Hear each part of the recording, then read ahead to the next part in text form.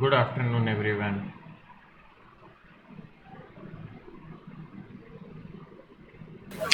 तोरा पूछ।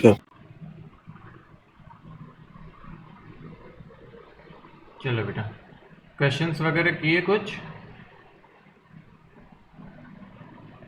Yes, sir. हो पा रहे हैं बेटा बेटा क्वेश्चंस वगैरह इस चैप्टर के? सब प्रोजेक्ट Yes, कर रहे हैं, sir. इस बार नहीं करे। चलो बढ़िया। अच्छा बेटा, मैंने करंट की लगभग कॉपी चेक है। I will send by two night, है ना। आपकी कॉपी कल ही चेक कर दी थी, बट सुबह से आज मेरे पास काम खूब है इन दिनों बेटा। काम एक्चुअल में रिजल्ट का चल रहा है। 12th के एग्जाम हो जाते तो एटलीस्ट हमारे ऊपर तो एक नहीं आता। तो 12th का क्या, रिजल्ट का काम चल रहा है, and that's a very hectic work. Anyways, copies are checked. एक कॉपी बस बची हुई है, बाकी मैक्सिमम चेक हो गई है। सो आई विल शेयर दोस्त बाई टू नाइट और मे बी टुमारो, है ना। वैसे तो आज ही कर दूंगा मैं। सो उसमें कुछ क्वेश्चंस भी थे Sir, ऐसे जो आपने बेटा गलत किए हैं, तो वो भी मुझे डिस्कस करने हैं, तो वो हम कल डिस्कस करेंगे, ठीक है। कुछ पूछना था हमें sir, आगे? crystal field theory एक बार दोबारा पढ़ा दो। अच्छा, क्रिस्टल फील्ड थ्योरी का एक बार दोबारा डिस्कशन करना है, ठीक है, कर लेंगे। और कुछ?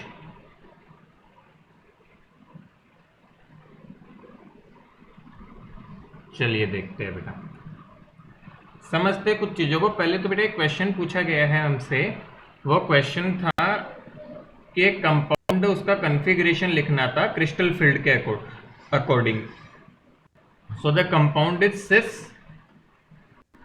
अब वो तो सिस बोल दिया, वैसे नहीं भी बोलता तो कोई इतना फर्क नहीं पड़ता है बेटा। देखो कंफ्यूजन ये है सर, दो एलिमेंट आ जाए तो क्या करें हम, स्ट्रांग माने वीक माने?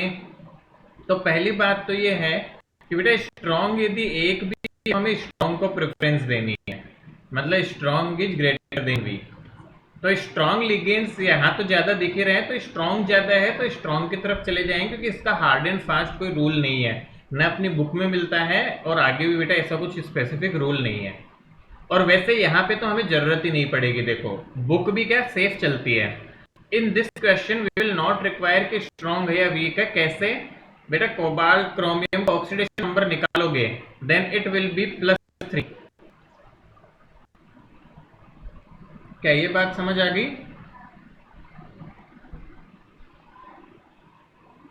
आ रही है क्या बात समझ में? Yes, sir. तो +3 क्रोमियम का कॉन्फ़िगरेशन क्या हो जाएगा? मैं केवल एंड कॉन्फ़िगरेशन लिख रहा हूं। This will be 3d3। अब बेटा डजेंट मैटर, इसमें 3 इलेक्ट्रॉन है, चाहे भरने से पहले हो या बाद में हो। अब ये टूटेगा भी क्रिस्टल फिल्म में। तो क्रिस्टल फिल्म में आपको पता है 6 कोऑर्डिनेशन नंबर के लिए नीचे T2G होता है और ऊपर EG होता है। तो बेटा टूटेगा भी तो भी चॉइस ही नहीं है, 3 भर जाएंगे।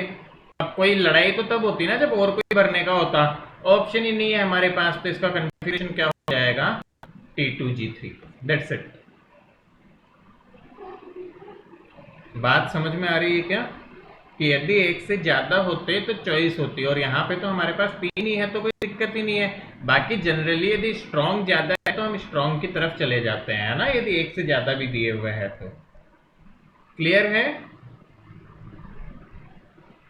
चलो, तो I hope that make sense. Quickly बेटा एक बार फिर से मैं रिपीट कर देता हूँ CFT का, क्योंकि आई एम नॉट श्योर कि हमें कहाँ दिक्कत है, बट फटाफट से एक बार रिपीट कर लेते हैं। मैं शेयर कर रहा हूँ स्क्रीन को।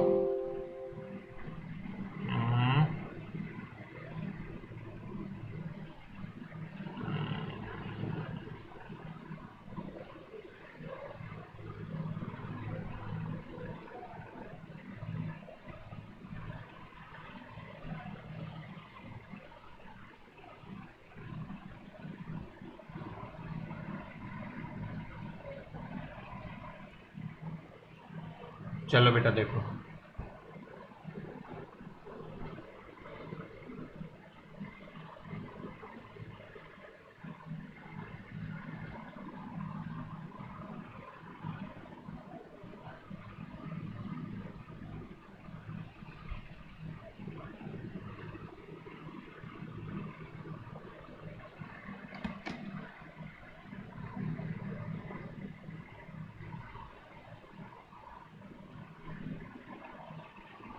चलिए बेटा, सॉरी, एक छोटी सी चीज समझने की जरूरत है सीएफटी के लिए, फटाफट रिकेप करते हैं, ध्यान से देखना सभी बच्चे, ठीक है बेटा। हमारे डी ऑर्बिटल होते हैं, तो डी ऑर्बिटल अपने पास में 5 तरह के होते हैं, D X Y, D Y Z, D Z X या एक्स जेड बोल लो बेटू, जो भी हम बोलना चाहे, और D X square minus Y square D Z square. So these are in between axes and these are along access.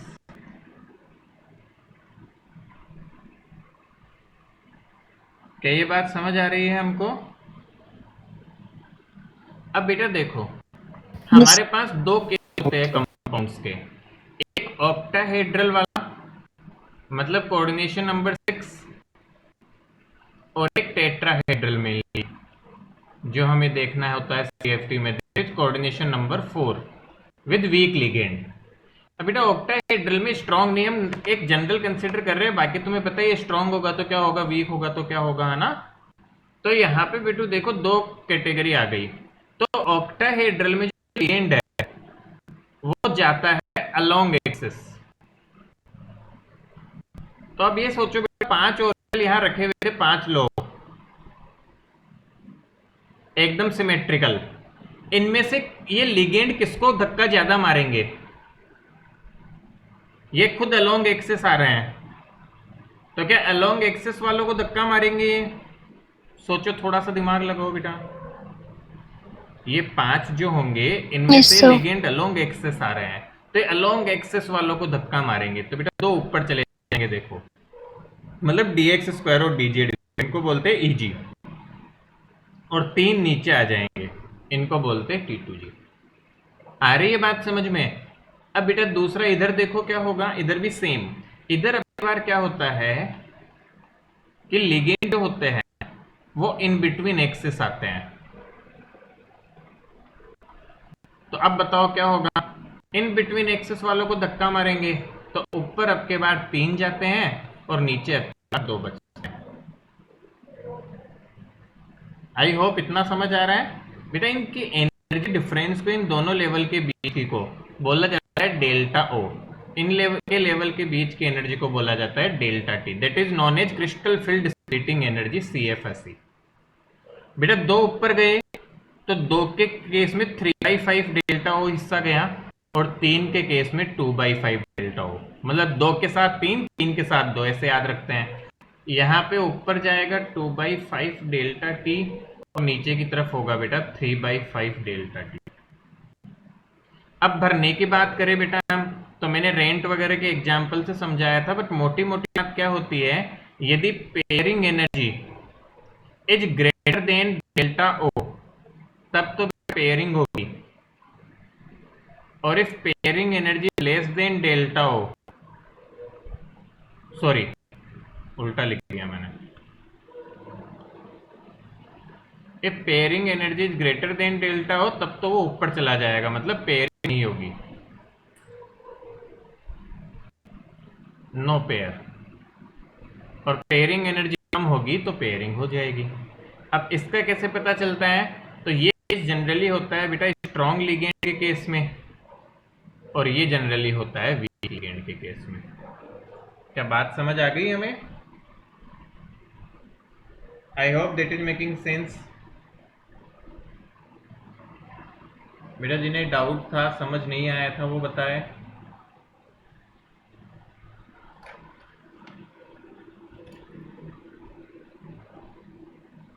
अरे कुछ तो बोलो, फिर तो आगे बढ़ूंगा मैं। Yes sir.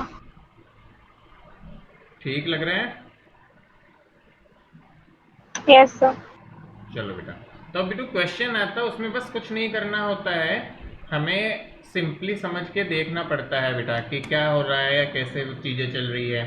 आपको बस ध्यान देना होता है कि किस तरह से डिवीजन करना है, स्ट्रॉन्ग है तो स्ट्रॉन्ग की तरह से बेटा, वीक है तो वीक की तरह से। That's the very basic procedure जिसको हमें फॉलो करना होता है। Good,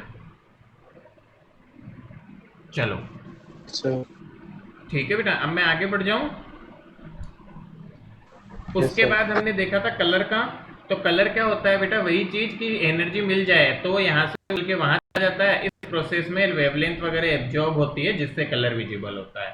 so these are very basic things you need to remember बेटा। चलो अब बेटा नेक्स्ट देखो, सेकेंड एंड ये देखा जाए तो सबसे पहली थ्योरी है। This is the oldest theory but हम सबसे एंड में पढ़ रहे हैं। This is the oldest theory of complex formation. है क्या बेटू, ध्यान से देखो। Werner was the first to explain bonding in complex salts. According to him central metal atom exhibit two types of valency. तो बेटा वर्नर के अकॉर्डिंग दो टाइप की वैलेंसी दिखाता है central metal, primary valency and secondary valency. ठीक है, दो तरह की वैलेंसी उसने डिसाइड की, एक होगी प्राइमरी और एक होगी सेकेंडरी। बेटा एक बार पहले पढ़ लेते हैं, फिर एग्जांपल से समझ में आएगा। एक्चुअल में पढ़ा हुआ तो फिर भी उतना नहीं आएगा, तो तुरंत एक बार पढ़ते हैं पहले। What is primary valency?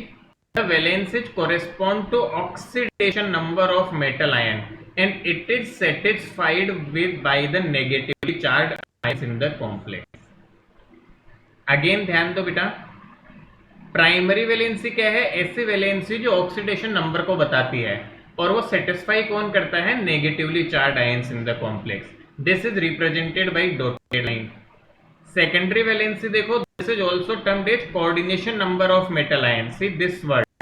तो सेकेंडरी वैलेंसी कोऑर्डिनेशन नंबर बताती है। It is non ionic and non ionizable in nature. It can be satisfied by negative, positive और न्यूट्रल ग्रुप्स, क्योंकि लिगेंड सेटिस्फाई करते हैं बेटा इसे। This is represented by solid line. तो एक बार पढ़ लिया, अब देखो बताते हैं कि कैसे, एग्जाम्पल से क्लियर हो जाएगा पूरा। ये एग्जाम्पल देखो जो इन्होंने दिया है यहाँ, CO H2O whole 4 Cl2 bracket बाहर में Cl है। पहले तो ये बताओ इसका ऑक्सीडेशन नंबर कितना है कोबाल्ट का? What is the oxidation number of cobalt in this? हे भगवान, इतनी दिक्कत आ रही है क्या बेटा निकालने में सब चीजें?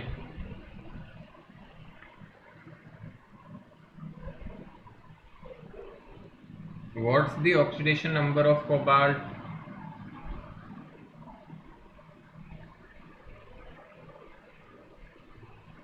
मेरी आवाज तो आ रही है कम से कम?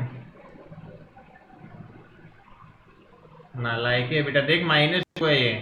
बाहर Cl पे माइनस आएगा, इस पे प्लस आएगा, तो -2 को कंपनसेट करने के लिए इसको +3 होना पड़ेगा। H2O 0 होता है। अब कितनी बार सिखाया जाए, ये पढ़ ही नहीं रहे हम बिल्कुल भी। अरे क्या समझ में आ रहा है या मैं ऐसे ही चैप्टर खत्म कर दिया? सर ये टॉपिक और समझा दो। कौन सा? ये वर्नर्स थ्योरी? Yes sir. बेटा ये तो बता ही रहा हूँ, ये तो समझा ही रहा हूँ मैं। तो ये ऑक्सीडेशन नंबर पूछ रहा था कि ये नहीं निकाल पा रहे थे हम। निकाल पा रहे हैं ना? Yes. हाँ ना? Yes sir. बेटा बिल्कुल बेसिक चीज है, पता नहीं कैसे गड़बड़ करते हो ऐसे। सिंपल सिंपल चीजें, सिंपल सिंपल चीजें समझने की कोशिश करो। कोबाल्ट H2O4 Cl2 था, तो बेटा इस पे +3 है। तो देखो इसने क्या बोला है, ध्यान से सुनो। प्राइमरी वैलेंसी वो होती है जो ऑक्सीडेशन नंबर के कॉरेस्पॉन्डिंग होती है और नेगेटिव आयन सेटिस्फाई करते हैं। फॉर एग्जाम्पल, तो इस एक्सप्रेशन में देखो कितने नेगेटिव आयन दिख रहे हैं तुम्हें?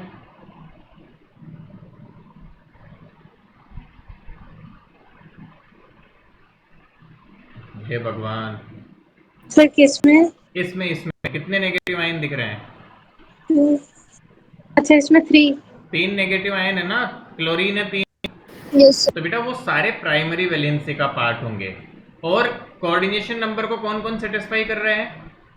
4 H2O सेटिस्फाई कर रहे हैं और 2 क्लोरीन, तो ये सेकेंडरी वैलेंसी का पार्ट होंगे।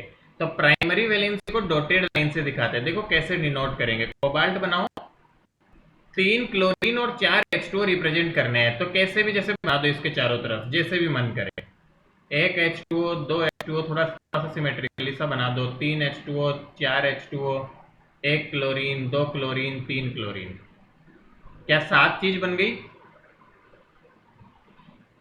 अब खुद बताओ कहां पे डॉटेड लाइन बनाऊं?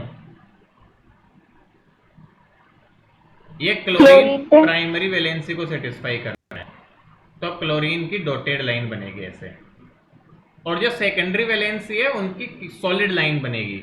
तो H2O की सॉलिड लाइन, H2O की सॉलिड लाइन, H2O की सॉलिड लाइन, H2O की सॉलिड लाइन। क्या दो क्लोरीन ऐसे है जो प्राइमरी वैलेंसी भी है और सेकेंडरी वैलेंसी भी है? अरे आ रहा है यस क्या? सर। तो बेटा दो क्लोरीन को ऐसे करके हम दिखाते हैं, एक सॉलिड लाइन भी बनाते हैं इनके साथ में, कोई भी दो क्लोरीन के साथ बना दो। तो देखो इसको देख के क्या क्या पता चला, इसको देख के बेटा पूरी चीज पता चल गई। कैसे कि 4 H2O और दो क्लोरीन आपके कॉम्प्लेक्स के अंदर है। बोलो पता चल रहा है कि नहीं चल रहा? सर ये क्लोरीन पे सॉलिड लाइन क्यों बनाई है? बेटा कोऑर्डिनेशन नंबर जो सेटिस्फाई करते हैं उनको सेकेंडरी वैलेंसी बोलते हैं। तो इसका कोऑर्डिनेशन नंबर क्या 6 है, जो 4 H2O और दो क्लोरीन मिलके बना है। क्लोरीन यहाँ दो तरह का काम कर रहा है। दो क्लोरीन है बेटा जो आपके प्राइमरी का भी काम कर रहे हैं और सेकेंडरी का भी काम कर रहे हैं। नहीं आया समझ में? आ गया सर। वापस बताते हैं, वापस सुनो। प्राइमरी वैलेंसी क्या होती है? प्राइमरी वैलेंसी आपके ऐसे एलिमेंट्स है जो कोऑर्डिनेशन नंबर को सेटिस्फाई करते हैं। तो हमने निकाल लिया, ये प्राइमरी वैलेंसी हो गई बेटा, ठीक है। और एवन एक्चुअली बेटा ट्रूली स्पीकिंग ऐसा नहीं है कि केवल नेगेटिवली चार्ज आयंस ही हो सकता है पॉजिटिव चार्ज आयंस भी जरूरत पड़ने पे काम में आए। और सेकेंडरी वैलेंसी क्या होती है? जो कोऑर्डिनेशन नंबर को सेटिस्फाई करते हैं। तो यहाँ पे देखो इस तरह से, तो H2O 4 थे, 4 H2O चारों तरफ बना दिए, 3 क्लोरीन थे, 3 क्लोरीन बना दिए। अब देखो कौन प्राइमरी, जो नेगेटिव वाले हैं, तो नेगेटिव वालों को प्राइमरी बना दिया डैश डैश डैश से। बाकी कोऑर्डिनेशन नंबर 6 लोग हैं, तो 4 तो H2O सीधे सीधे, और दो क्लोरीन में से 3 में से ऐसे हैं जो सेकेंडरी वैलेंसी भी है, तो इसलिए सॉलिड लाइन बना दी हमने दो के साथ में। Is that clear? Yes sir. थोड़ा समझ आ रहा है? देख लो जरा और दिमाग लगाओ, आ रहा है क्या, क्लियर है क्या?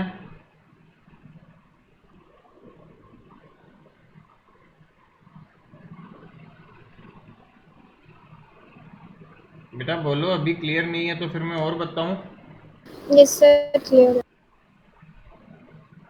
चलो इस तरह का कोई एग्जाम्पल हो तो देखो जरा।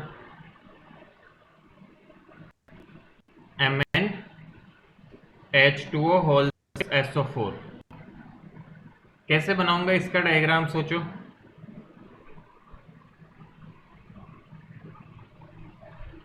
Mn पे क्या ऑक्सीडेशन नंबर?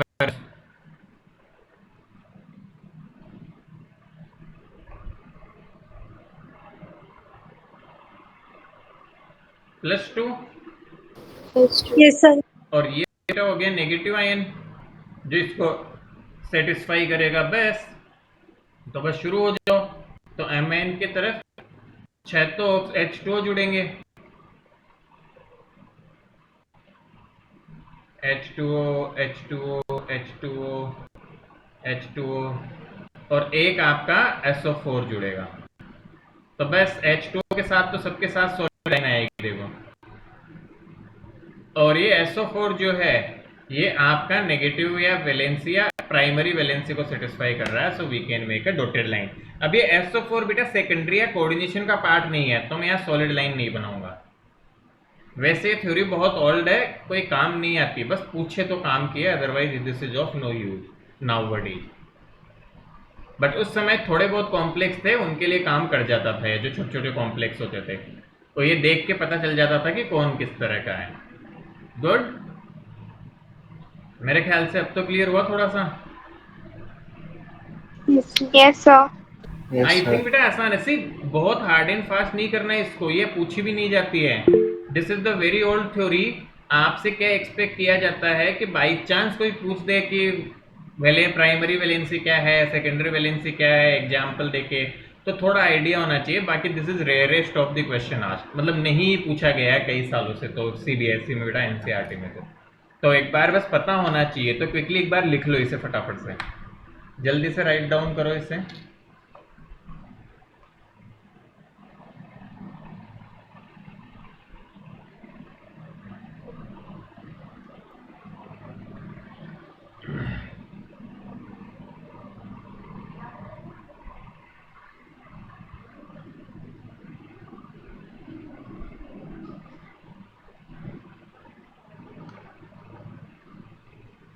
सर इसका एक और एग्जांपल बता दो। बेटा कोई भी एग्जाम्पल ले सकते हैं हम, और एग्जाम्पल ले लूंगा, पहले लिख लो आप फिर ले लेंगे बेटा। एक बार लिख लो फिर और बताता हूँ एग्जाम्पल। जल्दी से लिख लो फटाफट से।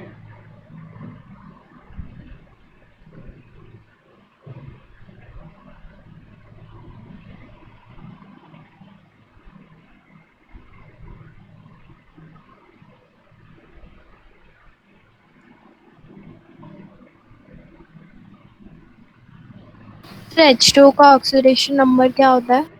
बेटा H2O पे तो जीरो मानते हैं, न्यूट्रल लिगेंड है। Okay sir. H2O न्यूट्रल है ना, तो जीरो मानते हैं इसका। पढ़ाई करो, गलत गड़बड़ बात है ये।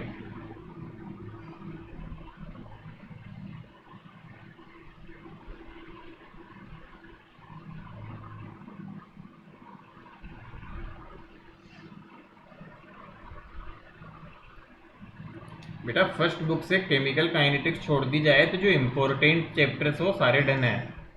सॉरी नहीं, इलेक्ट्रोकेमिस्ट्री छोड़ के एक पी ब्लॉक बचता है जो तो बहुत बड़ा है और याद करने का ज़्यादा है बेटा, और रेक्टाफिकेशन उसमें आपको बहुत बेकार लगेगा कि सर ये क्या ही कहानी चल रही है पी ब्लॉक में। तो वो तो याद करने पे बेस्ड है, that we will study in at the and.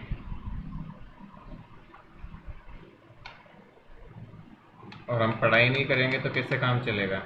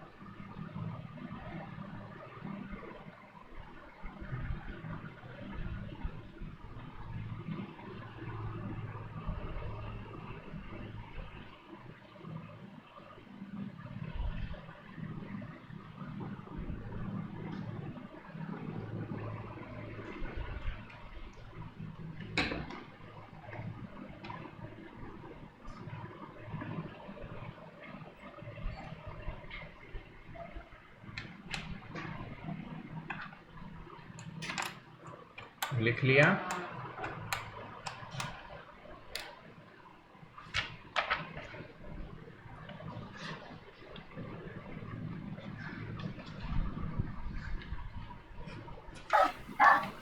Sir done. Good.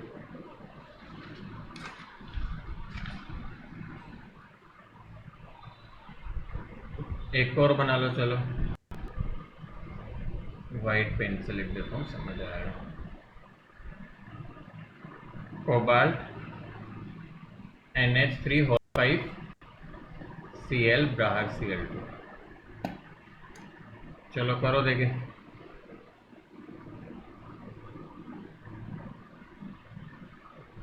वैसे आता नहीं है बट आप पूछ रहे हो इतना तो बेटा बता दिया। एक और एग्जाम्पल दे दिया, बना लो, देखते हैं बना पाते हो क्या।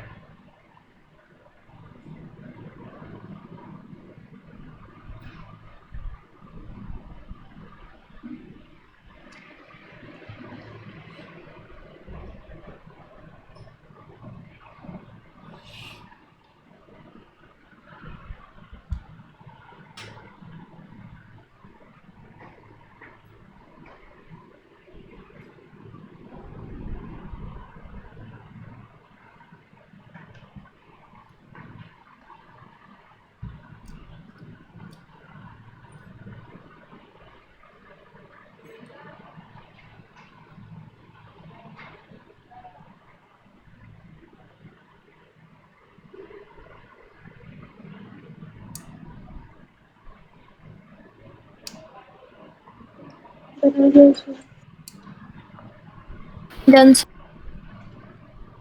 बन गया इसका डायग्राम? सर इनकी कोई स्पेसिफिक पोजीशन थोड़ी होती है नहीं कि इस नहीं, साइड अरे ये कुछ दिख नहीं रहा है है। बेटा, दिस इज ओल्डेस्ट, ये बहुत पुरानी थ्योरी है, बस वो बताना चाहते थे कौन क्या है, बट थोड़ा सा आइडिया था, देयर इज नथिंग एल्स, है ना। कोई क्वेश्चन भी नहीं मिलेगा अपने को, चिंता मत करो, ठीक है। चलो देखो कैसे बनेगा CO। अब 5NH3 है, जैसे मन करे ऐसा कुछ हार्ड एंड फास्ट नहीं है इसके लिए, क्योंकि ये थ्योरी बहुत ओल्ड है। 2 3 4 5 और 3Cl है, देखो 1Cl 2Cl 3Cl। तो NH3 तो साफ दिख रहा है, पांचों सेकेंडरी वैलेंसी है, और 1Cl भी क्लियरली दिख रहा है, सेकेंडरी वैलेंसी है। 2Cl है जो यस प्राइमरी वैलेंसी है, और Cl ऐसा है जो प्राइमरी सेकेंडरी दोनों है। समझ गए? Yes sir yes sir. बस, बाकी it is not ask, don't worry, ऐसा कुछ पूछने देते नहीं है, बिल्कुल बेसिक चीज है बेटा। नेक्स्ट देखो, मैं आगे बढ़ रहा हूं, ठीक है।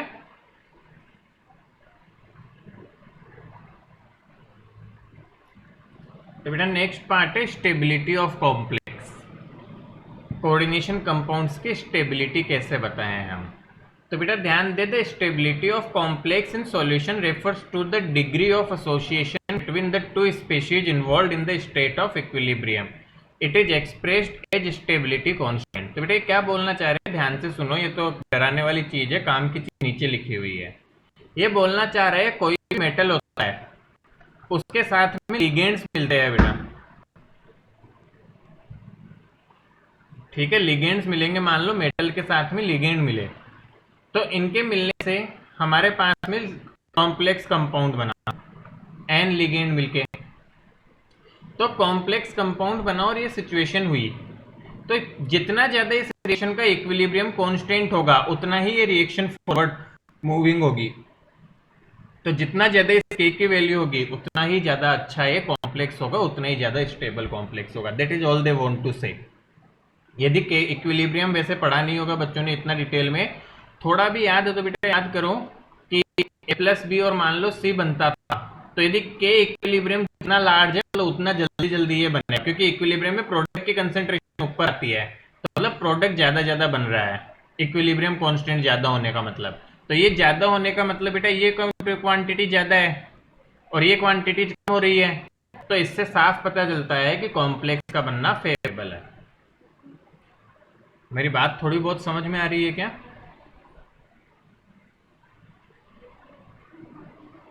हल्का फुल्का? Yes sir. व्हाट तो इज मतलब दिस? के बढ़ेगा तो स्टेबिलिटी बढ़ेगी। बस बस, और K कैसे लिख रहा है, ऐसे लिख रहे हैं।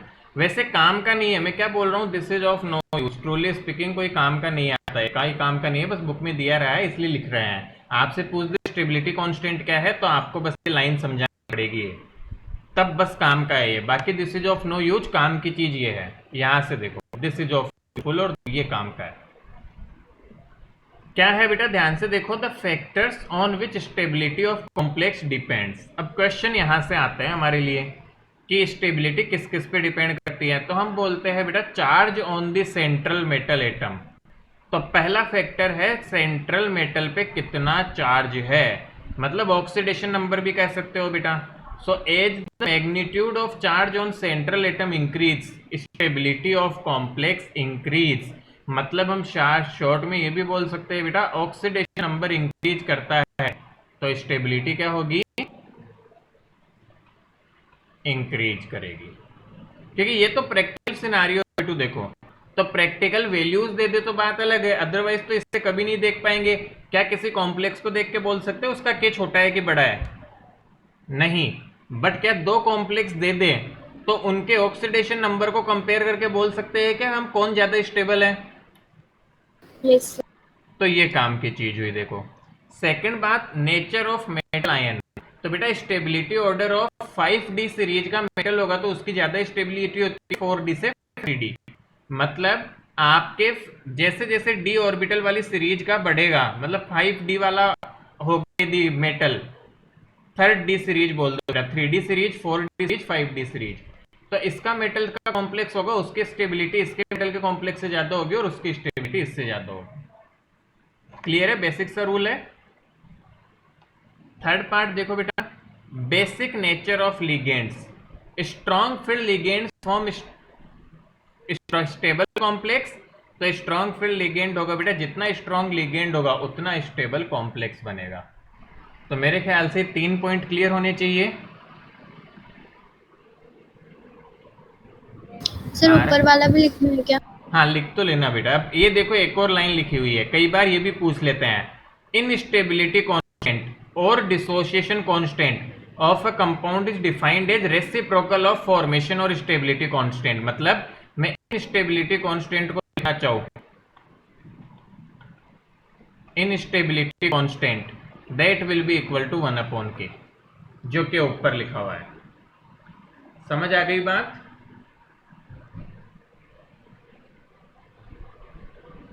अरे समझ आ रहा है ना? क्या क्या ध्यान रखने की है काम की चीज? चार्ज बढ़ेगा तो स्टेबिलिटी का क्या होगा? बढ़ेगी। बढ़ेगी, बहुत बढ़िया बेटा। और मेटल आयन यदि सीरीज मतलब इंक्रीज होगी तो भी स्टेबिलिटी ज्यादा होगी, और लिगेंड जितना स्ट्रांग होगा उतनी ज्यादा स्टेबिलिटी होगी, और जितना वीक उतनी कम स्टेबिलिटी। तो ऐसे हम ध्यान रखते हैं और कंपेयर करते हैं। तो फटाफट से इसको लिखो जल्दी जल्दी से।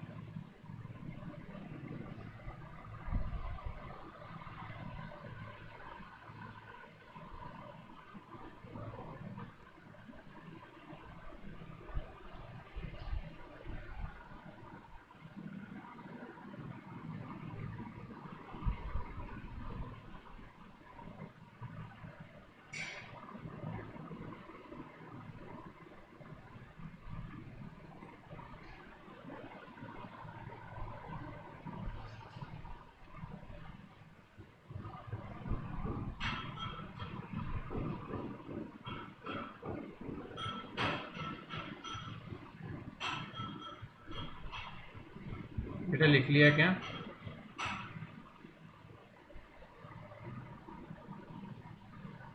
Yes sir.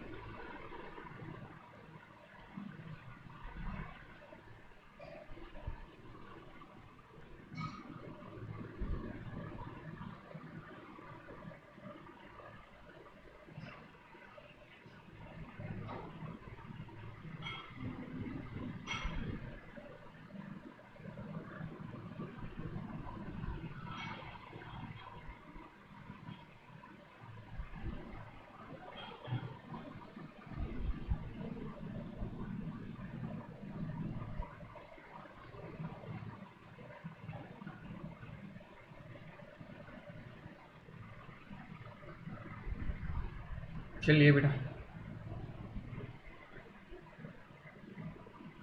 आगे बढ़ते हैं।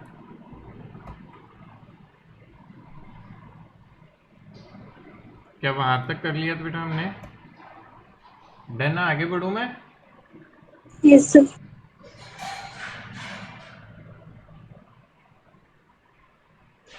यस। चलिए फिर चलते हैं बेटा। यहाँ देखो बेटा, दिस इज ऑर्गेनोमेटालिक कंपाउंड्स, ठीक है। What are organometallic compounds? बेटा आपको पहले भी पता होगा, इसको मैं थोड़ा डिटेल में बताता हूं। ऑर्गेनिक प्लस मेटालिक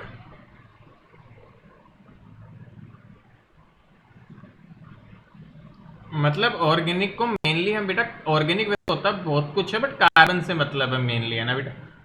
और मेटल में मेटल, तो ऐसे मेटल जिनमें कार्बन और मेटल का बॉन्ड बनता है, मतलब ऐसे कंपाउंड्स जिनमें कार्बन और मेटल का बॉन्ड बनता है, उनको हम क्या बोलते हैं? Organometallic compounds. क्या मेरी बात समझ में आ रही है क्या? Yes sir. ऐसे कंपाउंड्स जिनमें कार्बन और मेटल का बॉन्ड बनता है उसको बोला जाता है organometallic compounds. It's a very basic बेटा, बहुत ही कॉमन सी चीज है, हमें याद रहनी चाहिए, बात समझ में आनी चाहिए बेटा। Getting it? Yes sir. Yes sir. चलो देखो आगे। तो बेटा फॉर एग्जाम्पल, जैसे कि एग्जाम्पल दूं मैं, तो सबसे स्ट्रॉन्ग ऑर्गेनोमेटालिक कंपाउंड जो हम ऑर्गेनिक थोड़े टाइम बाद पढ़ेंगे, that is known as RMgX। मैंने 11th में भी तुम्हें जिन बच्चों को थोड़ा बहुत पढ़ाया था उनको इसकी महिमा बताई। वी कॉल इट गिग्नार्ड रिएजेंट, याद क्या? यस। Yes sir. हाँ, ऑर्गेनिक में बढ़ चढ़ डांस करेगा ये हर जगह। अ very very famous organometallic compound, मतलब बहुत ही ज्यादा फेमस है, ये समझ लो तुम तो। So this is a very very famous organometallic compound. आ रहा है थोड़ा थोड़ा बात समझ में क्या? यस। ठीक है बेटा। तो ये यस सर। मेनली हमें ध्यान में रखने की चीज हो गई कि what is organometallic compound. Organometallic compound आपका एक कंपाउंड होता है जिनमें कार्बन और मेटल के बीच में आपका बॉन्ड होता है। गुड। Yes sir. चलिए आगे देखो, नेक्स्ट इज, समझते हैं बेटा इसे। दे कंटेन वन और more metal carbon bond in their molecules, they are of the following types. तो बेटा दो तरह से हो सकता है ये। सिग्मा बॉन्डेड कंपाउंड्स, ऐसे कंपाउंड जिनमें सिग्मा बॉन्ड बनता है, तो मेटल और कार्बन के बीच में सिग्मा बॉन्ड बने। फॉर एग्जांपल देखो C2H5OL4Pb, तो ये भी एक ऐसा कंपाउंड है जिसमें मेटल और कार्बन के बीच सिग्मा बॉन्डिंग होती है। इसी तरह जिंक के C2H5 ट्वाइस और RMgX, ये भी देख लो। तो ये ऐसे कंपाउंड सर, यहाँ ध्यान से देखो, R मतलब यहाँ पे कार्बन ग्रुप है कोई भी, R implies there is some carbon group, यहाँ पे कोई भी कार्बन ग्रुप है बेटा। तो कार्बन का मेटल के साथ डायरेक्टली सिग्मा बॉन्ड बन रहा है। Getting it? समझ आ रहा है हमें थोड़ा थोड़ा सा? Yes. चलो आगे देखो बेटा, सेकंड कैटेगरी है ये, फर्स्ट कैटेगरी हुई है second category. Sigma and pi bonded, मतलब ऐसे कंपाउंड जिनमें सिग्मा बॉन्ड भी बनता है और पाई बॉन्ड भी बनता है, मतलब दोनों तरह की बॉन्डिंग होती है कंपाउंड्स में। तो ऐसे कंपाउंड्स भी हमें देखने को मिलते हैं जिनमें सिग्मा और पाई दोनों तरह की बॉन्डिंग आपके पास में आ जाती है। So what are the examples? Metal carbonyls are there examples. तो ऐसे कंपाउंड्स के एग्जांपल्स होते हैं metal carbonyls. So metal carbon bond of metal carbonyls have both sigma and pi bond character. ये कार्बोनिल क्या होते हैं भी थोड़ी देर में बताएंगे बेटा। They have CO molecule ligand। तो मेटल कार्बोनिल्स ऐसे कंपाउंड होते हैं जिनमें कार्बन मोनोऑक्साइड लिगेंड होता है। What is CO? Don't confuse it with cobalt, this is carbon monoxide. तो सेकंड कैटेगरी जिसमें दोनों तरह के मिलते हैं, सिग्मा बॉन्ड और पाई बॉन्ड, दोनों तरह की बॉन्डिंग मिलती है, मतलब कोऑर्डिनेट बॉन्ड कह लो, कोऑर्डिनेट या कोवैलेंट बॉन्डिंग। तो इस तरह के एग्जांपल्स एक स्पेशल कैटेगरी के कंपाउंड होते हैं मेटल कार्बोनिल, जो आपके कोऑर्डिनेशन कंपाउंड्स की कैटेगरी में भी जाते हैं, और we call it organometallic compound. मेरे ख्याल से बेसिक आइडिया चल गया what is organometallic compound. Yes, sir. Yes, sir. कोई दिक्कत हो तो पूछो बेटा।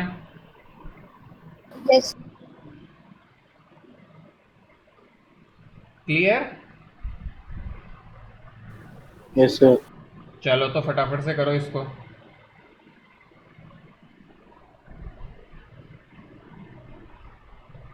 लिख लो जल्दी से।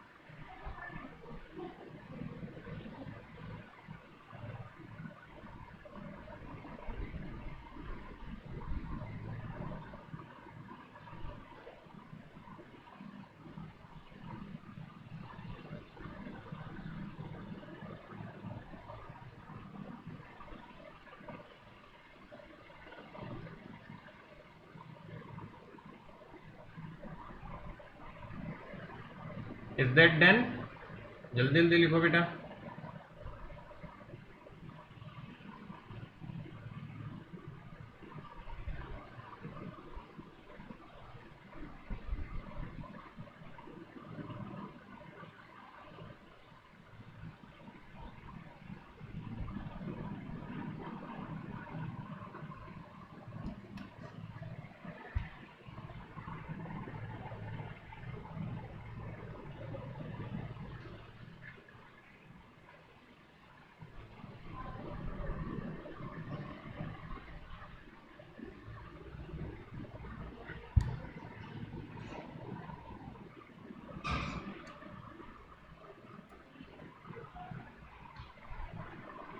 Done, sir.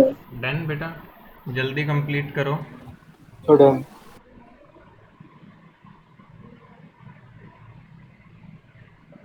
Sure? Yes, sir. चलिए तो फिर आगे बढ़ें।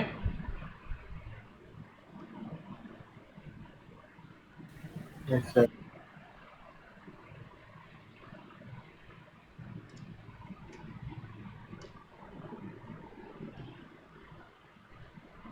यहाँ देखो बेटा, अब ये एग्जाम्पल से बेटा बहुत सारे अपनी बुक में दिए हुए हैं। NiCO4, तो निकेल का देखो इसके साथ एग्जाम्पल है, तो 4 कोऑर्डिनेशन नंबर है, ये बनाता है टेट्राहेड्रल। FeCO5 कोऑर्डिनेशन नंबर 5, अच्छा इसका हाइब्रिडाइजेशन क्या होगा? sp3, 5 वाले का sp3d, एक कैटेगरी होती है इसकी, SP ठीक है बेटा। तो sp3d ट्राइगोनल बाइपिरामिडल स्ट्रक्चर। इसी तरह CrCO6 ऑक्टाहेड्रल। इसी तरह बेटा ये डाइमर कंपाउंड्स है, Mn2CO5, तो Mn2CO10, तो एक Mn के साथ में काइंड ऑफ 5 CO जुड़े हुए हैं। सिमिलरली CO2CO8, तो ये अजीब से स्ट्रक्चर्स हैं, थोड़ा सा बस ध्यान देने की बात है। डाइमर वाला थोड़ा एक बार ध्यान रखना, बाय द वे पूछा जाए तो, बाकी रेयर होता है हमसे पूछा जाने का चांस, बट फिर भी इनके स्ट्रक्चर्स हमें दिमाग में होने चाहिए कि कैसे बनते हैं। ये तो बहुत आसान है, NiCO4, FeCO5, CrCO6, इन दोनों का स्ट्रक्चर थोड़ा अलग से ध्यान में रख लेना, ठीक है, कि किस तरह से स्ट्रक्चर बन रहे हैं। गुड टू गो बेटा, Yes, यहाँ तक yes. बात क्लियर है? अब देखो कि इनमें कई बार बताया जाता है बेटा कि पाई बॉन्डिंग वगैरह किस तरह से जा रही है, तो हम देखते हैं बेटा, तो मेटल है, मेटल के एम्प्टी ऑर्बिटल्स आपके यहाँ से C और O के बीच तो है बॉन्डिंग, यहाँ से आपके बॉन्ड्स जो है, तो एक तो सिग्मा बॉन्ड डायरेक्ट बनता है यहाँ कार्बन का मेटल के साथ में, और बाकी पाई बॉन्डिंग की ओवरलैपिंग होती है। और जब ऐसा होता है बेटा कि सिग्मा और पाई बॉन्ड मतलब डायरेक्ट बॉन्डिंग और आपकी शेयरिंग टाइप से ओवरलैपिंग वाली, तो इस तरह से जब भी आपका देखने को मिलता है कि सिग्मा और पाई बॉन्ड आपका कंपाउंड एक तरह से साथ में फॉर्म करता है, तो इसको एक नई बॉन्डिंग बोलते हैं, सिनर्जिक बॉन्डिंग। नाम के लिए है, बस फैंसी नाम दिया हुआ, बहुत ज्यादा कुछ दिमाग में रखने की नीड नहीं है इसके लिए, हमें जस्ट बेसिक नाम टकरा जाए गलती से, अब कोई पूछने वाले बेटा पेपर टफ बनाना होता है तो ऐसे वर्ड्स यूज कर लेते हैं, सिनर्जिक बॉन्डिंग क्या है, तो आप सिंपल बता दो मेटल कार्बोनिल्स में जो बॉन्डिंग बनती है that is a synergic bonding. Are you getting it? Yes, sir. Bonding in Yes. Metal carbonyl, simple इस तरह से हम बता सकते हैं और काम हो जाता है बेटा। कोई ऐसा बहुत हार्ड एंड फास्ट टाइप से नहीं है, सिंपल बेसिक बेसिक चीज ध्यान में रखने की है जो हमें पता रखनी है, दैट्स इट, ठीक है। तो ये तो लिखो चाहे मत लिखो, बनाओ तो बना लो बेटा, डायग्राम हमारी बुक में भी गिवन है, स्ट्रक्चर्स हमें पता होने चाहिए, तो ये जरूर ड्रॉ करना, अभी भी नहीं करो तो घर से कर लेना भले, बट स्ट्रक्चर की एक बार प्रैक्टिस जरूर करनी है। गुड टू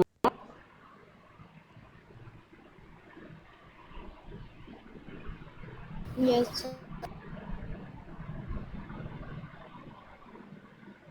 चलिए बेटा आगे बढ़ रहा हूं मैं, देखो सी एक चीज बेटा आता है हमारे पास में CFSE कैलकुलेशन। तो पहली बात तो कभी कभी क्वेश्चन आ जाता है बेटा डेल्टा टी और डेल्टा ओ के बीच में relation, so always remember delta T is approximately equal to 4/9 times delta O. मतलब कोई कॉम्प्लेक्स है, जनरली इस रेंज में वैल्यू करती है बेटा कॉम्प्लेक्स एज की, जैसे मान लो कोबाल्ट है, वो किस कोई टेट्राहेड्रल भी कॉम्प्लेक्स बना रहा है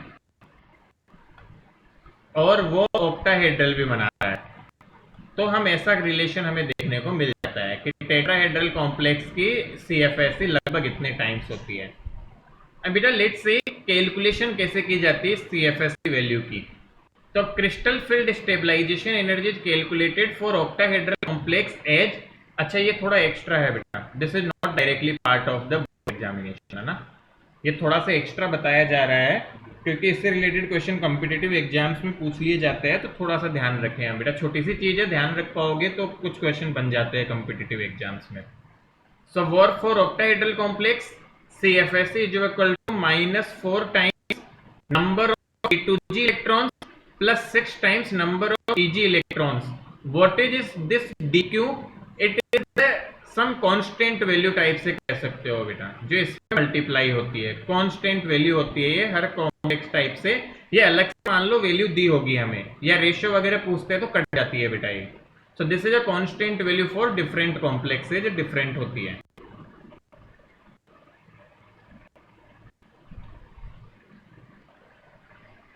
तो हमें जनरली या तो बेटा ये दी रहेगी या ये कट जाती है, अपने रेशियो वगैरह पूछते हैं तो। इसी तरह टेट्राहेड्रल कॉम्प्लेक्स के लिए CFSE कैसे निकलेगी, +6 times number of T2G -4 times number of EG into DQ। आ रहा है समझ में थोड़ा सा? यदि समझ आ रहा है तो देखो मैं 2 एग्जाम्पल बताता हूं, हमने पहले किए थे, उन्हीं को लेके आते हैं, फटाफट से देखना बेटा। यहाँ कौन से एग्जाम्पल किए थे हमने? 2। एक तो ये ले लेते हैं CONH3 6 और एक एग्जाम्पल इन दोनों का ही ले लेते हैं, CONH3 6 COF6 वाला। तो बेटा CONH3 6 वाला था एक तो 3+, और एक था COF6 3- वाला, यही थे शायद, दोनों में कोबाल्ट पे +3 था। बेटा इसका कॉन्फ़िगरेशन क्या था? T2G 3 EG 0 EG2 yes sir +6 था ना बेटा, और इसका कॉन्फ़िगरेशन क्या था? T2G 6 है तो 4 EG2। याद आ रहा है क्या कुछ? सर यहाँ 6 नहीं आएगा क्या फर्स्ट में? कहाँ पे? हाँ सॉरी 6 No, सॉरी 6, गुड। आ रही है बात समझ में? हाँ नहीं? अरे क्लियर है ना? yes बस अब क्या करें, तो वैल्यूज लिखो इसकी। तो T2G की वैल्यू देखो बेटा, कितना इसमें वैल्यू रख देंगे तो लिख सकते हैं ना, n की जगह 6 आ जाएगा, इस EG की जगह 0, और यहाँ से वैल्यू आ जाएगी। इसी तरह बेटा यहाँ से इसकी वैल्यू रख के इसका वैल्यू निकाल सकते हैं। क्लियर है बात? सर T2G की जगह 6 आएगा ना? हाँ, n T2G की जगह। फॉर एग्जाम्पल यदि मैं निकाल तो क्या आ जाएगा? -4 × 6 + 0, क्योंकि EG में 0 है, multiply by some constant value, so this is -24 DQ। Magnitude consider करते हैं ये कंपैरिजन के लिए। माइनस और प्लस तो एक्चुअल में हमारा स्टेबिलिटी को बताता है बेटा, एनर्जी ज्यादा नेगेटिव है मतलब ज्यादा स्टेबल है, बट ऐसे कंपैरिजन के लिए हम मैग्नीट्यूड कंसीडर कर सकते हैं। All right, some constant value consider करो। इसकी कितनी आएगी देखो जरा, -4 × 4 + 6 × 2 कितना आया जरा? क्या -4 आया? yes तो बेटा क्या तो समझ सर में आ रहा है? This complex is approximate 6 times more stable then this complex, और दिख भी रहा है। थोड़ा थोड़ा दिमाग में जा रहा है क्या? Yes no? yes yes sir. बेटा सी थोड़ा सा एक्स्ट्रा पोर्शन है, just remember the basic thing कि मुझसे मान लो पूछा जाए बेटा इनका CFSE का रेशियो क्या होगा, आई कैन फाइंड 6 आंसर है। मुझसे पूछा जाए कि कौन सा ज्यादा स्टेबल, साफ दिख रहा है जिसका CFSE मैग्नीट्यूड वाइज देख लेना बेटा, जो ज्यादा वैल्यू होगी वो बहुत स्टेबल होगा, तो और ये स्ट्रॉन्ग लिगेंड भी स्टेबल है बहुत ज्यादा, इवन अब अराउंड 6 टाइम्स स्टेबल है। इससे हम लगभग टाइम्स का अंदाजा भी लगा सकते हैं। क्लियर है यहां तक?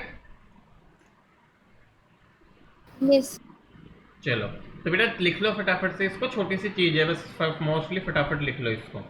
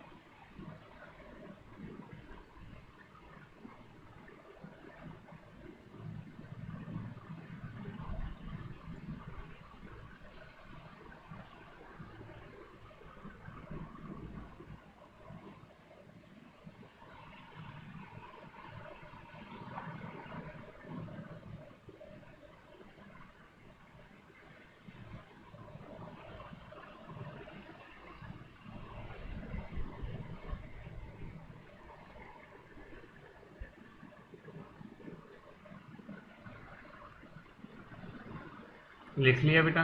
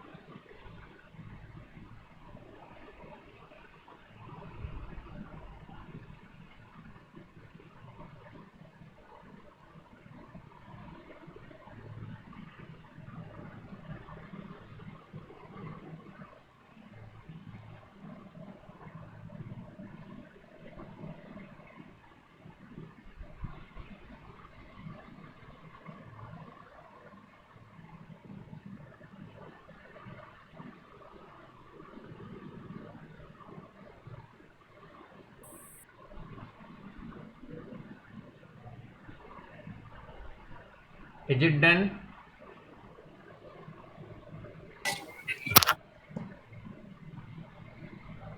Yes, sir. चलो बेटा, Sir, wait, sir. हाँ लिख लेते हैं जल्दी से।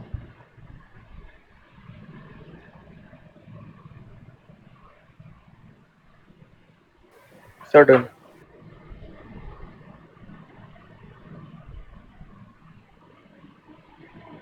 डन।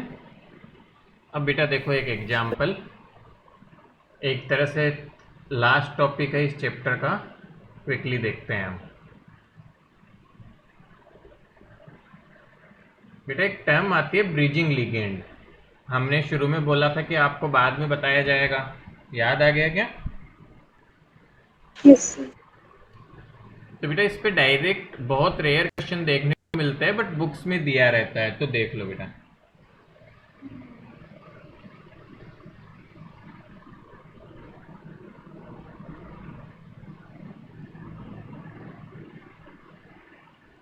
DING बोला है क्या?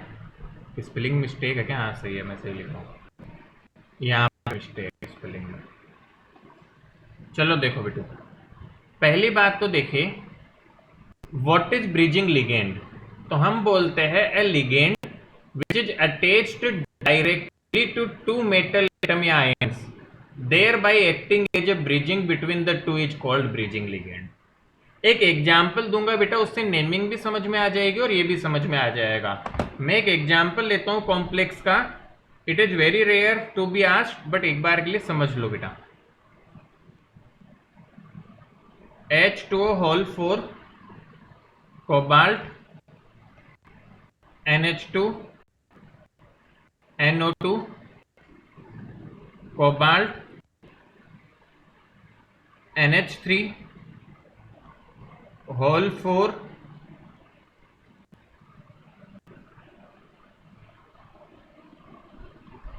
क्लोराइड। ठीक है, तो क्लोराइड का कितना नंबर है? 4 नंबर आ जाएगा। हाँ, देखने में बड़ा डरावना लग रहा होगा ये, लग रहा है क्या? Yes, sir. हाँ, तो बेटा देखो इस लिगेंड को देखो, यहाँ ये किसका क्या है? दो मेटल एटम्स को ज्वाइन कर रहे हैं। So what is this here? Yes, sir. Bridging ligand. Similarly के एक और ब्रिजिंग लिगेंड दिख रहा है, Yes, sir. Yes, sir. NO2. Bridging ligand बेटा। अब बेटू समझो ये NH2 कैसे बना होगा। हमें NH3 पता है सब लोगों को, पता है क्या? तो बेटा NH3 Yes, एक sir. बॉन्ड बना सकता था, बट इसने एक हाइड्रोजन को छोड़ दिया अपने, तो माइनस हाइड्रोजन करके NH2 माइनस बन गया, H प्लस को छोड़ के। अब ये दो बॉन्ड बना सकता है, एक माइनस तो ये, एक लोन पेयर इसका। तो इस तरह से बेटा दो बॉन्डिंग कर रहा है। आ रहा है कुछ कुछ समझ में? Yes, sir. Yes, sir. थोड़ा थोड़ा सा, Yes. क्योंकि दिस इज नॉट NH3 बेटा, this is NO2, sorry NH2। इसी तरह इस NO2 को देखो बेटा, ये NO2 पे जनरली -1 होता है, बट अगेन यहाँ पे दोनों तरफ से नाइट्रोजन और ऑक्सीजन बेटा डोनेट का काम करेंगे, और this is also behaving like a -2 compound. तो इस पे भी -2 चार्ज, इस पे भी -2 चार्ज है, और पूरे के ऊपर +4 हो जाएगा, क्योंकि बाहर 4 क्लोरीन नेगेटिव है। तो बताओ इन दोनों कोबाल्ट पे कितने कितने होंगे? +2. बाहर बेटा प्लस का 4 है। एक बार मैं कुछ गड़बड़ तो नहीं कर रहा हूँ ना? नहीं सॉरी, -2 नहीं, दिस इज -1 और दिस इज -1। हाँ ठीक है, क्योंकि NH3 तो न्यूट्रल होता है ना बेटा, NH2 पे -1 और NO2 नॉर्मल, और इसका एक ऑक्सीजन से डोनेट हुआ -1। ठीक है, NO2 माइनस, तो दो माइनस है और +4 है, तो क्या दोनों कोबाल्ट पे मिला के +6 होना पड़ेगा? Yes, sir. तो दोनों कोबाल्ट पे +3 और +3 का चार्ज है। तो देखो चार्ज इस तरह से निकाला गया। अगेन रिपीट करता हूं, 4 क्लोरीन बाहर नेगेटिव, तो नेट चार्ज +4, NH2 पे -1, NO2 पे -1, तो टोटल मिला के +4 होना है। तो कोबाल्ट्स का मिला के मिला के आपका +6 होना पड़ेगा ताकि इस -2 को खा जाए। सो यू कैन सी दोनों कोबाल्ट पे +3 होगा। यहां तक बढ़िया। Yes sir. अब देखो बेटा, a bridging ligand is indicated by adding the prefix mu before the name of ligand. तो ब्रिजिंग लिगेंड्स का नाम थोड़ा अलग स्टाइल से किया जाता है और वो स्टाइल है आप म्यू प्रीफिक्स ऐड करते हो ब्रिजिंग लिगेंड के नाम से पहले। Are you getting it?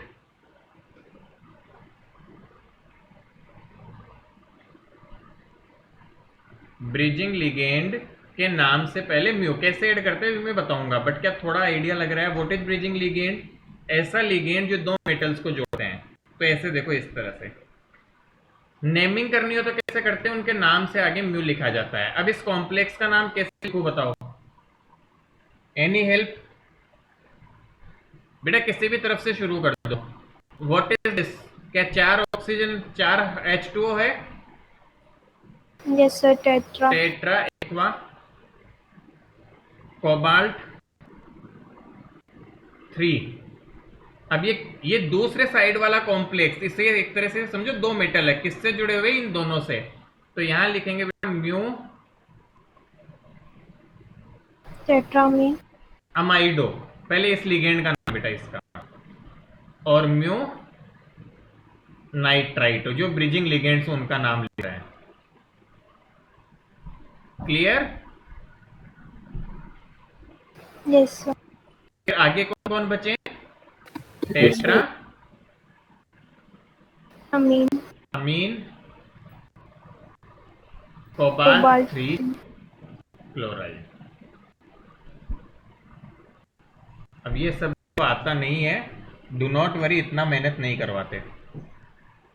बस एक आइडिया अपनी बुक्स में, जैसे आईसीएससी की तो बुक में शायद गिवन है, ये गिवन है ना बेटा आईसीएससी की बुक में तो ये। Yes sir. हाँ, तो गिवन Yes, है तो sir. इसलिए थोड़ा सा बता दिया मैंने। बाकी do not worry, this is not included as a part of syllabus. मैंने उसमें भी देखा तो उसमें भी नहीं है, आपके सिलेबस में मतलब इंक्लूड नहीं है bridging ligand word, but anyway it is given, तो मैंने बता दिया बेटा। ठीक है, तो कैसे नाम लिखते हैं? किसी को भी लिख लो पहले, अगेन ये भी हार्ड एंड फास्ट नहीं है, इस तरफ से शुरू कर दिया, आगे बढ़ते गए। तो tetra aqua cobalt bridging ligand को म्यू ऐड करके लिखते हैं, तो म्यू से पता चल जाता है वो ब्रिजिंग लिगेंड हो गया, और फिर उस तरह से नाम लिख दिया। गुड।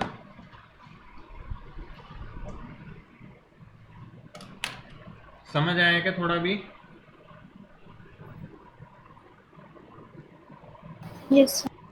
चलो लिखो बेटा, फटाफट से कंप्लीट करो इसे।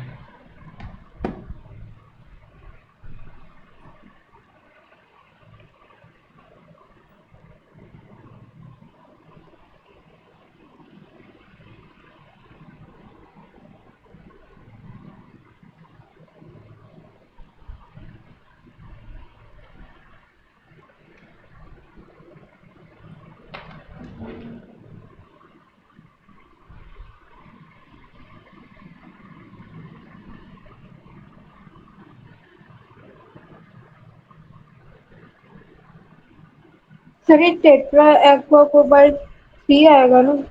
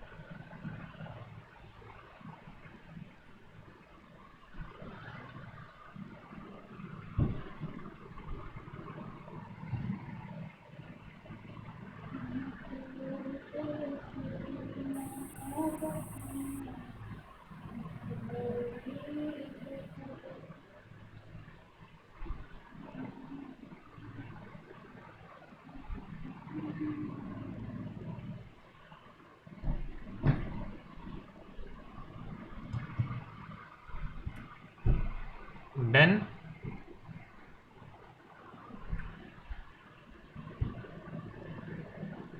Yes, sir.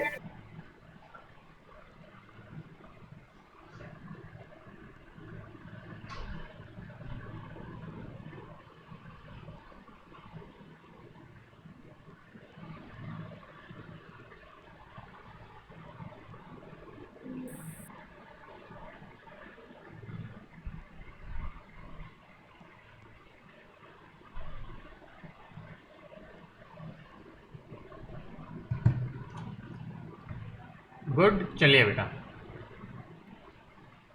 तो बेटा क्वेश्चन आंसर्स करने हैं चैप्टर पे। कुछ बेसिक चीज़ें जो हमें ध्यान में रखनी है वो मैं बता देता हूँ, ठीक है।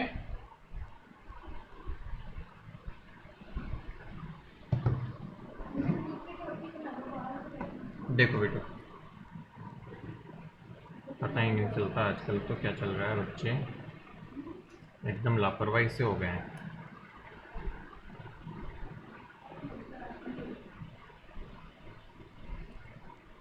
चलो बेटा, अब देखो अपना मेजर चैप्टर से अदर देन हम देखें फर्स्ट बुक से, तो मेनली अपना एक चैप्टर जो बच जाता है दैट इज इलेक्ट्रोकेमिस्ट्री। उसके अलावा बेटा पिछले साल मेटालर्जी पूरा चैप्टर ही हटा दिया था, तो इसलिए मैंने अभी उसको कवर नहीं किया है। That is not a very large chapter, है ना, छोटा सा चैप्टर है। 3 चैप्टर पिछले साल हटे थे, metallurgy and from organic 2 chapters were removed, 1 was polymer and 1 was chemistry in everyday life. ठीक है, ये चैप्टर्स हट गए थे। ट्रूली स्पीकिंग बेटा तीनों चैप्टर में इतना ज्यादा रट्टाफिकेशन है कि तुम पढ़ने के बाद भी ये कहोगे हट जाए तो बेटर है, बिना काम का इनमें से 7-8 नंबर के क्वेश्चंस वगैरह आएंगे और परेशान करेंगे। प्रॉपर रट्टाफिकेशन बेस्ड चैप्टर है पूरी, ये समझ लो आप। यहाँ फिर थोड़ा सा लॉजिक आता है, बाकी तो बिना काम का है पूरा। मतलब इसमें ये आता है कौन सी दवाई क्या काम आती है। देखते मेटालर्जी आपने पहले पढ़ी होगी कि कौन सा एलिमेंट है तो उसको पहले एक्सट्रैक्ट किया जाता है, उसके लिए कौन सी प्रोसेस यूज होती है, फिर क्या उसका प्योरिफिकेशन होता है, ये वो सब चलता है यहाँ पे ना। फिर भी थोड़ा सा लॉजिकल है। ऑलराइट, तो ये थोड़ा समझने की बात बेटू। तो देखा जाए तो ये 3 चैप्टर्स पिछले बार रिमूव हुए थे, तो इन 3 को यदि हटाते हैं तो देख, उसके अलावा यदि हम देखें तो हमने बहुत अच्छा पोर्शन कवर कर दिया है। If we remove these 3 chapters तो हमने मैक्सिमम काफी अच्छा पोर्शन बुक का कवर कर लिया है। और इनको इंक्लूड करेंगे तो ये मान लो it will take around 2 weeks to complete these 3 chapters, थोड़ा एक्स्ट्रा यदि हम देखेंगे तो। So that is a little bit about our syllabus going. और उसके अलावा बेटा नॉर्मल चीज फर्स्ट बुक में अदर देन दीज में बात करूं अब तो बेटा 2 चैप्टर जो मैं बता रहा हूँ, इलेक्ट्रो और पी ब्लॉक, और मेन चैप्टर बचता है जिसमें पी ब्लॉक इसी की कैटेगरी में है। थोड़ा याद करने बेसिस पे electro is the one which is remaining the major chapter, ठीक है। अब हम बेटा पहले क्या करेंगे, I am going to start with the second book. Second book है अपने जैसे एक ही बुक हो सकता है एसएससी के बच्चों के। Mainly we are going to start with organic chemistry. Organic chemistry में हमारे पास में 5 चैप्टर आते हैं टोटल देखा जाए तो। Polymer and chemistry in everyday life is also the part of organic book only, मतलब सेकंड बुक का पार्ट माने जाते हैं। बट हो सकता है इस साल भी इनको हटा दिया जाए, और रहेंगे भी तो this is not a big deal, ये बहुत जल्दी हो जाते हैं दोनों चैप्टर ही, क्योंकि प्रॉपर याद करने के बेसिस पे होते हैं। इन 5 चैप्टर की बात करूं बेटा तो it takes around 2 to 2.5 months, मतलब काफी टाइम अब यही पढ़ना है हमें मेनली देखा जाए तो। क्योंकि उसके अलावा देखूंगा बेटा तो ये 3 तो बहुत छोटे चैप्टर है, ये 2 ही चैप्टर बचेंगे, ये जब हम कंप्लीट कर लेंगे। तो जैसे ये 5 चैप्टर होते हैं we are remaining with the 2 main chapter. यदि ये तब तक इन्फॉर्मेशन आ जाती है हट गए हैं तो हमारे 15 डेज सेव हो जाते हैं, बस हमें केवल ये पढ़ना रहेगा। और ये नहीं हटे हैं तो फिर ये मान लो 15 डेज हमें और ऐड होंगे। So in chemistry overall we are going with a very good pace. हल्का स्लो है but it's fine, it will work, तुम साथ में पढ़ते रहोगे तो। Making sense? सर रिड्यूस हो सकता है क्या कोर्स? बेटा कुछ नहीं कर सकते जब तक कुछ इन्फॉर्मेशन नहीं आती। हो भी सकता लास्ट ईयर तो जुलाई में हो गया था ना। हाँ बेटा लास्ट ईयर बहुत पहले कर दिया था। सी मुझे ऐसा लगता है पिछले साल काफी लोग इंफ्रास्ट्रक्चर वगैरह डेवलप का था, सडन हुआ था। इस साल लगभग सब प्रिपेयर्ड थे, तो शायद बोर्ड्स भी ये मान के चल रहे हैं कि एवरीथिंग इज प्रिपेयर्ड और टाइम लॉस वगैरह नहीं हुआ होगा, सबने प्रीवियस ईयर के बेसिस पे रन कर दी होगी सब चीज़ें। तो I am not sure about these things. देखो बेटा बोलना सही नहीं है, हम तो अच्छे से चल रहे हैं। Even if we consider the worst case scenario of 2.5 month, बेटा जुलाई स्टार्टिंग है, हम अगस्त एंड सितंबर mid, we will be able to finish this by सितंबर मिड। उसके बाद इन 2 चैप्टर को यदि हम आराम से भी पढ़े तो 1 महीना ले लो, उससे ज्यादा नहीं लगता। अक्टूबर मिड तक हम फिनिश है इस चीज से, ठीक है ना। तो बेटा सारी चीजें अक्टूबर मिड तक हो जाएगी, तो उसके बाद यदि 3 चैप्टर करने भी होंगे तो अक्टूबर एंड तक हो जाएंगे। 10 दिन 5 दिन ऊपर नीचे समझ लो, यदि दीपावली वगैरह बीच में आ जाती है तो we are effectively going at a very good pace. कोई दिक्कत नहीं है, यदि अक्टूबर तक हम सब चीज को कवर अप कर लेते हैं तो that's a very very good situation, क्योंकि उसके बाद भी हमारे पास मिनिमम साइड 5 मंथ्स बचेंगे, 4 to 5 मंथ्स पूरा अच्छे से ऑफलाइन, शायद तब तक तो ऑफलाइन भी हो जाएगा। सो पूरा अच्छे से ऑफलाइन रिवीजन टेस्ट वगैरह कंडक्शन के लिए बहुत टाइम रहेगा हमारे पास। क्लियर? बट वो फायदा तभी है तुम थोड़ा पढ़ाई करोगे। रही बात बेटा ऑर्गेनिक केमिस्ट्री, तो let me tell you this is the toughest part of grade 12। अब आप पूछेंगे ऐसा क्यों, तो वो पढ़ोगे तब पता चल भी जाएगा। और पिछले साल कुछ बच्चों को 11th की ऑर्गेनिक तो हमने पढ़ाई भी थी, तब लगा भी होगा कि सर ये क्या रिएक्शन चल रही है। इन टोटल बेटा कंबाइंड, हाँ बेटा 4 to 5 चैप्टर्स को मैं कंबाइन करूं तो there are more than +50 standard reactions जो याद करनी पड़ेगी। अब इनके लिए लॉजिक वगैरह कुछ नहीं है, हाँ मैं एक्सप्लेन कर दूंगा कि प्रोडक्ट कैसे बनाना है जुगाड़ से या लॉजिक से। बेटा जुगाड़ से, लॉजिक से, ट्रिक्स से हम एक्सप्लेन कर देंगे, बट अल्टीमेटली ये याद करनी पड़ती है। That is the truth which we need to accept. Name reactions आती है बेटा, mainly we call these as name reaction. आपने वर्ड सुना होगा कभी, जैसे फॉर एग्जाम्पल 11th में आपने नाम सुना होगा मार्कोनिकॉफ एडिशन, सुना है क्या कहीं पे? Yes.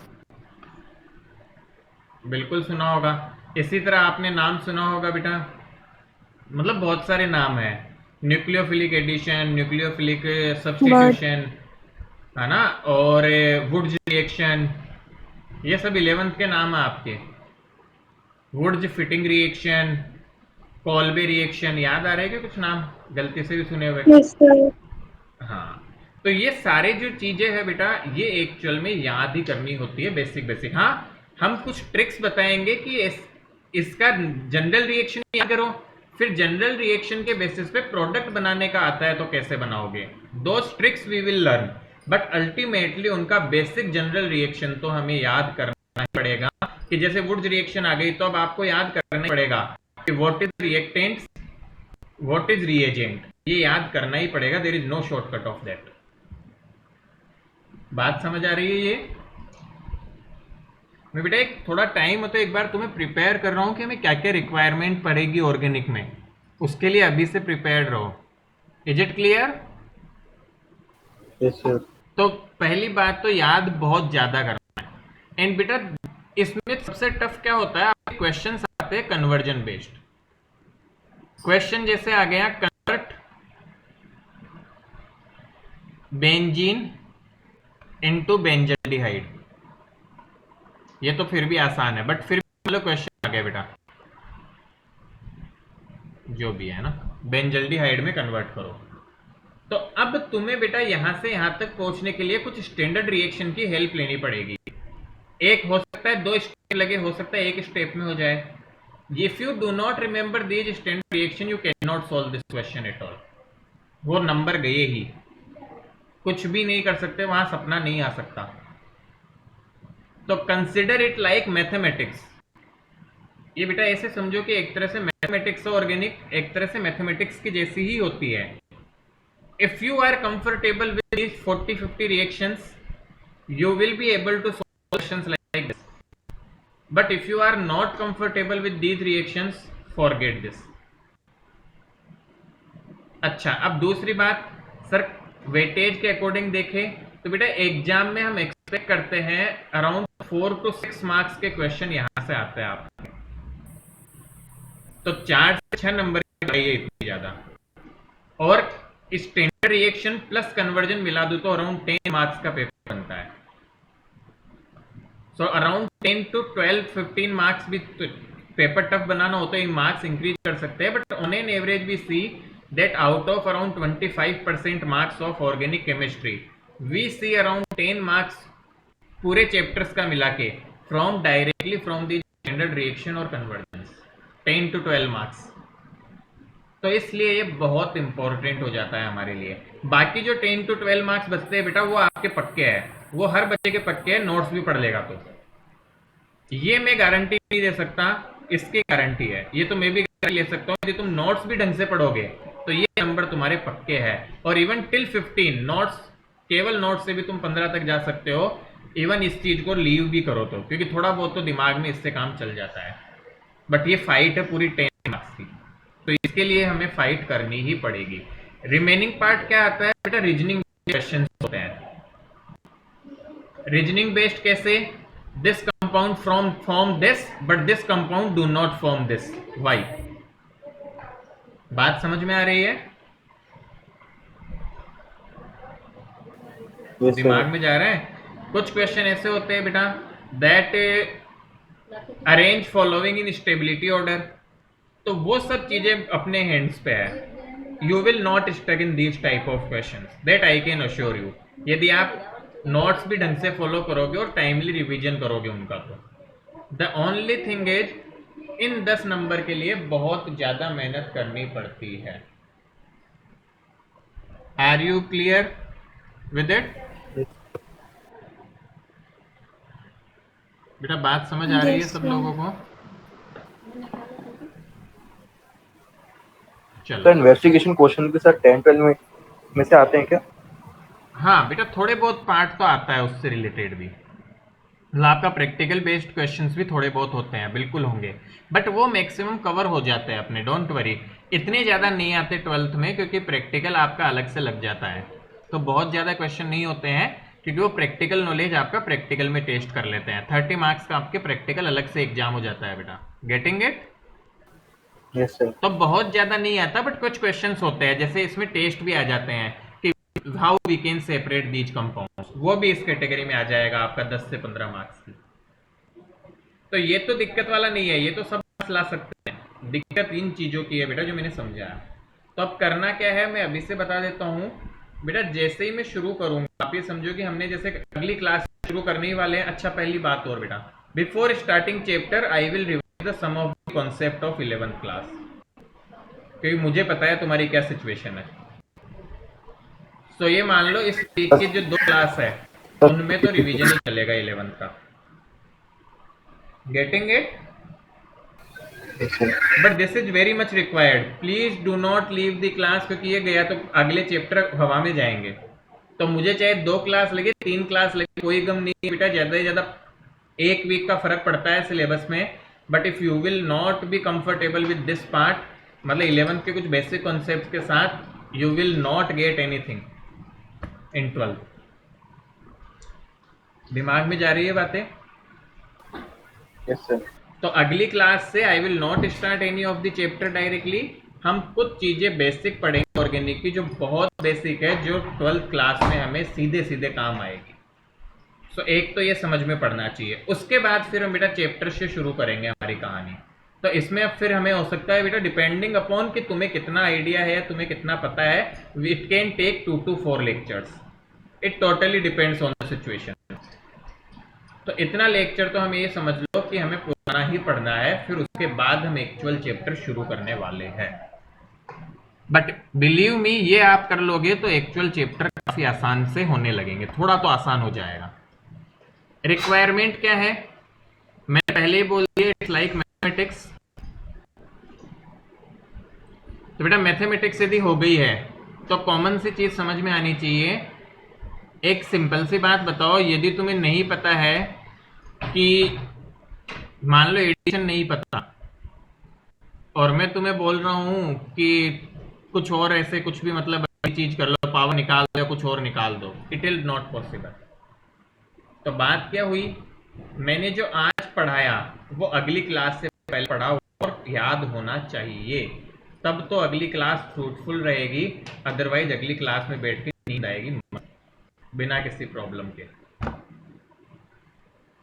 क्या बात समझ में आ रही है? अब तक तुमने Yes, छोड़ sir. के बाद में कवर कर लिया, फाइन, बट ऑर्गेनिक में यदि छोड़ के बाद में करना चाहोगे तो नहीं होगा। मैं अभी बता रहा हूँ, बाद में मत बोलना सर ये तो बताया नहीं था और हमारा चैप्टर गया। ऑर्गेनिक का तो सिंपल रूल है, डेली स्टडी करनी पड़ेगी पढ़ना है तो। मतलब जो पढ़ाया गया है उसको घर पे जाके रिवाइज रिपीट करना ही पड़ेगा। और फिर मैं बोल रहा हूँ there is a lot to remember in this, but है रिमेंबर बेस पे। यदि रिमेंबर कर लोगे तो नंबर कहीं कोई नहीं रोकेगा, पूरे पूरे नंबर लाने की सिचुएशन में होगे जितना अच्छे से रिमेंबर करोगे। But this is must in. यदि नहीं करोगे बेटा तो 5 चैप्टर भूल जाओ, फिर 5 में नहीं तो भी किसी तरह थोड़ा बहुत ढंग से पढ़ लोगे तो 10 नंबर तक खींच लोगे 25 में से, बाकी no one is going to help you.